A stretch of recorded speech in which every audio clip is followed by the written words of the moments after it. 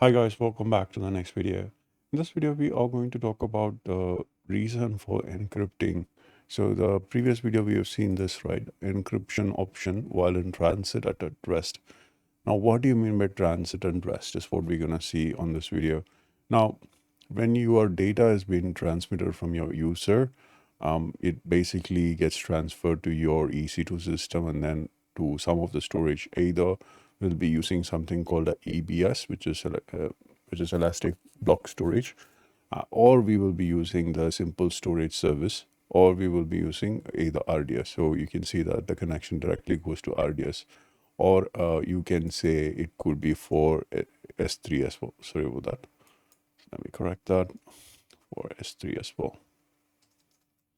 So it could be either for RDS or S3, which can actually go and connect. User can directly upload data to S3 and RDS. So I have divided this into two datas. One is the in-transit data. The data is getting transmitted from your user and then gets to store in the rest data. Rest data is basically where you have the device where there's no transaction happening with that data. So that data will be resting on that location until you archive it or delete that data. Okay.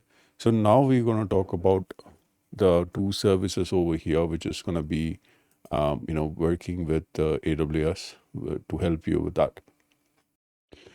Sorry guys, I forgot to write this one, so I had to pause the video.